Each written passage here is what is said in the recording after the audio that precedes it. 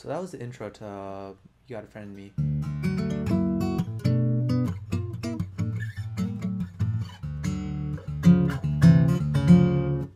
Here's how to play the next part.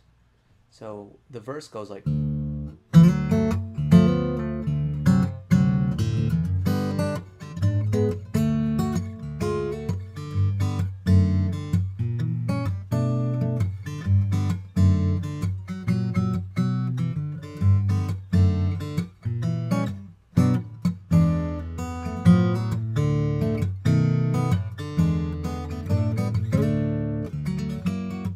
So, what we're going to do is we're going to, this is the shape I mentioned before. What you want to do is, it was in the intro, where you press on the 4th fret of the D string and the 2nd fret of the G string. What you want to do is you want to slide up to this position, starting from the 2nd fret of the D string and the G is open. So you have it like this.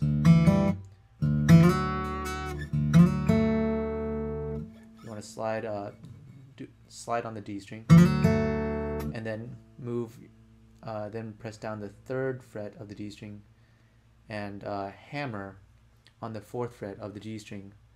So you go from this, which is 3 on the D and 2 on the G.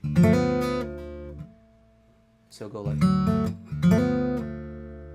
so hammer on, hammer off. This next chord is going to be a C. You play the 3rd fret of the A string and the 4th fret of the D string. So to go over the right hand technique, I guess. So you want to start with just playing the open D, and then slide, and then play the G, and then play next the D and the higher D, and then I guess the G string all in quick succession. And then next play D, and then so this would just be playing the A and the D string together with your 2 fingers. And the next part is you want to just play the D string and hammer 2, hammer 4, and then go to the 5. So you just have, so right now I'm just playing, just pressing down the 5th fret of the D string and playing an open D, G, and B.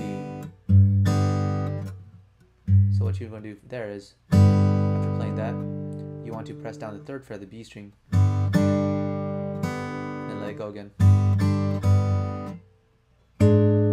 This next chord is going to be playing the 6th fret of the low D string, 6th fret of the high D string, and 7th fret of the G string.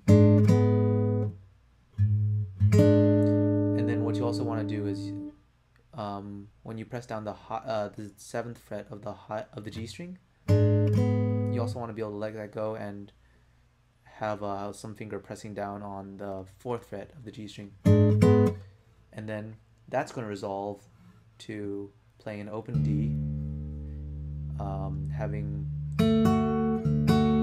and then you're going to also play the high D. You play open low D, the high D, and B, where you're pressing down the 7th fret of each of them. Then you move them down 1 fret and slide them back up. So that was and